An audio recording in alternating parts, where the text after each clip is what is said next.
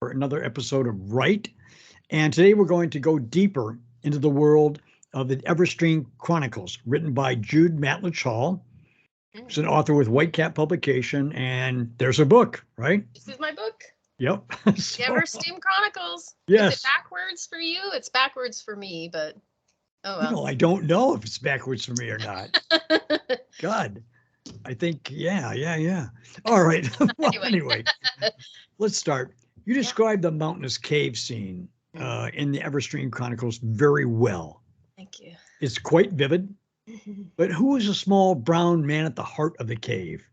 Oh, he's really fascinating, by the way, but he's a Buddhist monk, and his name is Dorje Jamyang. Okay.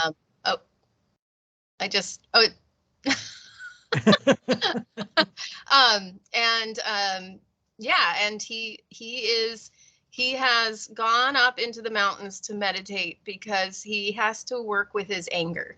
He has horrible anger issues. And so he's up in the mountains in a cave by himself, trying to tame his ego. Really? Yeah. So that's his purpose for being there. Now he sits quite still, but there's something unique about his breathing. Yes. So when he chants, his voice causes earthquakes, basically. So not on large scale earthquakes, but so his breath creates heat. When he chants, he creates heat, and his voice causes vibrations, and they can get out of hand. And so and when he gets angry and shouts is when things he causes problems, and so that's why he shouts at a big radius, right? Yes. He shouts at a big radius. How far would you say it was? Yeah, how far would it create disturbances? Yeah, like a mile or 2 miles or? I can't remember what I put in the book. But that's a really good question, the radius. Yeah. But when he's in the monastery, so before he goes up in the cave, when you read the story, he's in the cave, but he goes back and tells his story.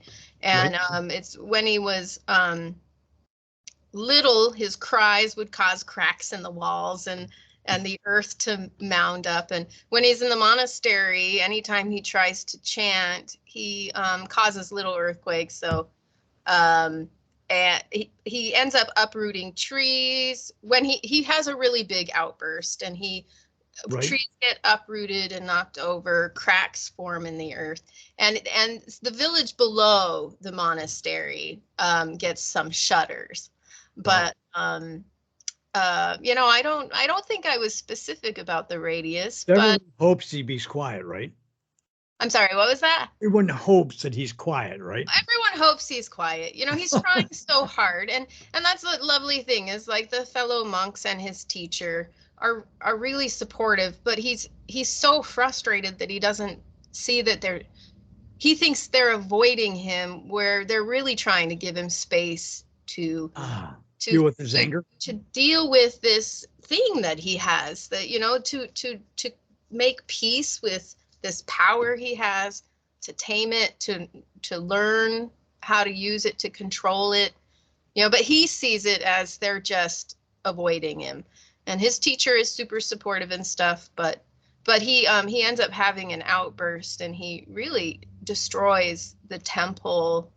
And so he, his teacher and he decide, I'm going to go up in the mountains by myself, where I can't harm anybody, and I'm gonna nip this ego in the bud. All right. Tell us, if you would, about the demon, another character in your book, right? Okay. Yeah. So the demon is Patch. That's right. He doesn't have a last name. His name is Patch. He's just called Patch, right? He's just called Patch. Okay. And he was a writer his previous life, and he dies. And he was a human his previous life. He dies, and he reincarnates into a full-grown demon. Yeah. Wow. What did he do to deserve to be reincarnated as a demon? And that's part of his journey. That's part of his story, is because you would think, like, well, he's oh, he's reincarnated into a demon. He must have been a really bad person. Right. I guess you'd think that. Last life. But no, in fact, that's the form he needs to come into this Eversteam world to help these people. It's like the best form he could have taken to actually be of most benefit. Really? Yeah. Wow. I thought an author would be reincarnated as something gentle and kind, but not as a demon, right? He's gentle and kind. Yeah, he's a different kind of demon. And other cultures, it's like the wrathful deities and stuff. Some of them are ferocious looking, but their true purpose, an outsider that doesn't understand wrathful deities, they might look at the art and go, wow, that demon looking thing, oh, it must be evil. There's a whole aspect, if you don't know the culture, you don't understand that those wrathful beings they have a fantastic purpose. They're full of compassion, but they'll kick your butt if you sway from, if you're not doing the right thing. So I'm taking that aspect of the wrathful type being of, all right. not our, a more Eastern view of wrathful being. Yeah. Right. Now, who is the lone dark one? Death. Death. Capital D. Death. Wow. I think that's fascinating, right? That you call him the lone dark one. I think I refer to him as death a few times as death, but I was like, I want to come up with something else. And that just, right. The lone dark, I just love that. Yeah. All right. This different world waiting for the man, the one that needed writing. Yes. How did he know that it needed writing? So I don't really delve into that, but in my mind, there's a unspoken communication that happens between Patch before he's Patch, and the lone dark one. And so as the man is dying and he's passing through the bardo, basically, if you understand, or as he's passing, as he's transitioning, the knowledge comes to him because, and so I felt like I didn't want to delve too much. I didn't want to describe what he receives. It's a profound moment when his mind opens up and he just knows what he needs to do. A profound revelation, in other words. Yeah. Right? Yeah. So it's a secret, I guess. But how does he avoid death? Avoid death? What do you mean? I mean, honestly, he dies. Mm-hmm. So he'd go to a higher plane, you'd think. Yeah. Or a lower plane, you'd think. But it's really odd that what he did, right? Right, yeah. And so the concept in my story of demons is they're not born as babies. There are no baby demons. They come into existence in full form. And so that would be how. So that's how he came to be, right? Yeah, that's how he came to be Patch. Yeah. Now, what new body was waiting for him? The demon. Describe the body that was waiting for him. Oh, okay. So he stands upright on 2 legs, and he's got a tail, and he's got horns, and he's a demon. Wow. A little devil type. Gosh, if I could find the picture really fast, I could even show you a picture of him. I love this. My artist, I always say that. She's her own artist, but she did this wonderful work for me in my book, and hopefully you'll be able to see it. Bridget Brenmark. Oh, yes, I can see it. Yeah, and so there's Dorje Jamyang, and there's Patch. And, oh, God, yes. Yeah, and it's just such a, oh, my God, it's such a beautiful little picture. So he transforms from one to the other. Yeah, he just transforms, yeah. Wow. So, I think evolving, reincarnation, it can be many forms, right? We aren't the same person we were when we were 10 years old or even 20 years old. We change within our lives. And so I like that concept. If you don't, some people are like really shut off to reincarnation. But I think it takes on, there's different levels of reincarnation. I think, we can, All right. yeah. So, So what do you mean when you write his words would forever change the lives of others, would bring joy to even strangers, and his books would be passed down for generations to come? So who exactly is this man? I mean, the writer. What did he write about that changed the world? I did base this person on a real person that existed. Right? Who? He's now deceased. I don't want to say.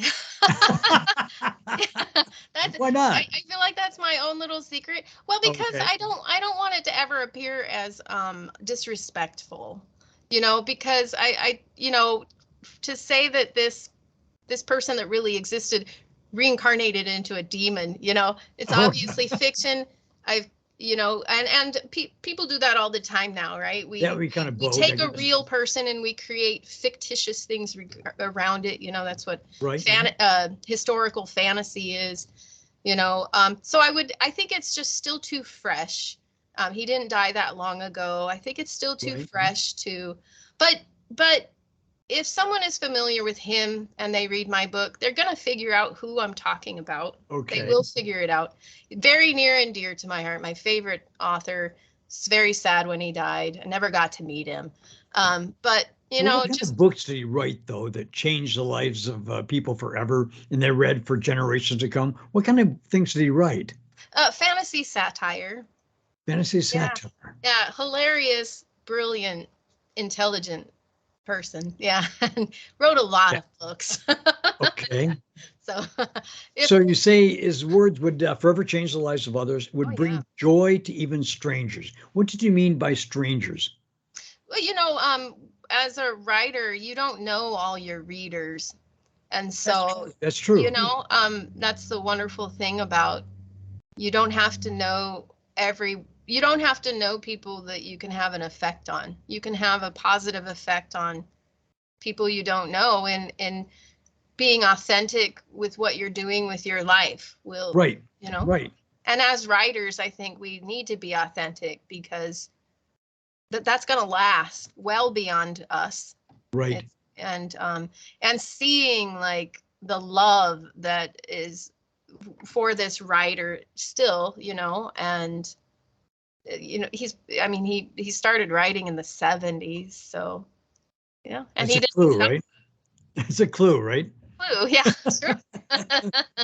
All right. Let's see.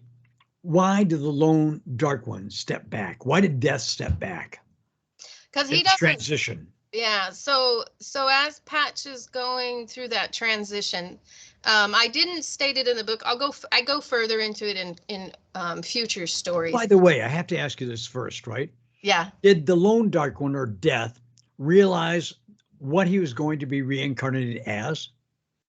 As what Patch was, I think Yes. so. Yeah, I feel like death would be an omniscient being if it were and I don't believe that death is an actual being. I like the idea of it, but that if death were a being, that they would be omniscient. They would know, what's going on. Okay. Yeah, they'd understand. What And was he afraid of? well, death isn't afraid. Death isn't afraid of anybody. Well, you said that he was afraid, and why did he grin after he'd gone? Well, he He's stepped back momentarily because fearful. Yeah. I got the impression he didn't know where he was going, but then he realized where he was going, what he was going to be. Patches, the demon. Oh wait, okay. So who? Well, the lone dark one stepped back Yeah, and was temporarily afraid. Well, he wasn't afraid. He just knew that's not where he belonged. Where it belonged. I keep saying he. Death is not a he. Death is an it. So, death knows that it doesn't belong there. So that's why it steps back. It's not afraid. It just doesn't belong in the park. Why did he grin afterwards? He's a skeleton. He's always grinning. It's always grinning. And that goes back. I thought it was because he came to the realization where he was going and he thought it was funny. Oh, so that that kind of goes back to who this writer is based on. Right. So it's a clue as well. Okay. Because this writer has a very he had a very special relationship with death. I'll just say that. Okay. All right. The man turned into Patches, obviously, right? Yes. And this is a question that's a little bit hard to answer, but how is that possible? Because in reincarnation, typically, you know, you change in a certain way. Right. Yeah. But how is that possible? He turned into a demon. In other words, in reincarnation, you typically go from one state of being to another living state of being, right? Yeah. Yeah. And how did he go from a man who's a living man to a demon, which is a non-living entity, or is it a living entity? Well, you got to read the book to find out. There is something special about Patch. Patch is a little different than other demons. Right. But I mean, that's the fantastical aspect, right? Is so it's I believe some people will believe in reincarnation, but they only believe that humans can reincarnate into other humans. Right. And animals will reincarnate into animals, and bugs will reincarnate into bugs, and if there are demons will reincarnate into being demons. But the concept of Tibetan Buddhism is what I practice, is that you can come in as any form, and as you increase in your enlightenment, as your mind awakens, you can take on more and more forms. And so I feel like that's how this is possible. That all beings are capable of gaining awakening, no matter what they are. Yes, you kind of jump the food chain a little bit, and that's fascinating to me, right? Yeah, I think we can jump the food chain in one way or the other, depending on our state of mind. And his state of mind was very open, and he was in that moment, the energy of the universe recognized, I guess, if the writer was self-realized, so to speak. Yeah. Because he realized who he was and more, right? Yeah. Right. And that's where he was needed. And so he went. Right. Where did the man demon find himself? He reincarnated. He came into a separate place. Where was that place? He ends up in the Himalaya mountains, in the snow, right in the middle of the snow, in the middle of this. Now that's an odd place for him to reincarnate into, but it's a funny place too, right? That's I mean, one of the lines is he's about as far away from where he's supposed to be as he can get, the highest mountain in the world. All right. So yeah, that's. Now we heard a strange sound. Mm-hmm. Yeah. What was that sound? That was the sound of Dorje chanting. Yeah. So you heard the monk, right? He hears a sound. The earth starts to vibrate. Right. He doesn't know what he's hearing, but and he thinks he's going to die in an avalanche, so he just starts trying to run away. But eventually he goes towards that sound. Yeah, he does. He finally just because the sound stops and then it starts up again, and he decides, okay, running away from this sound isn't doing any good. I'm going to go ahead and start going towards the sound. All right. Now you cut into the scene where the angel is seeing himself in the mansion. Where is this exactly? So the Archangel Rufus is in heaven. He's in heaven. That scene is set in heaven, right? Yeah. And describe heaven, if you would. So heaven is this pristine, clean, right, billowy white mist along the ground. The grass is always perfectly green. The sky is always perfectly blue and clear.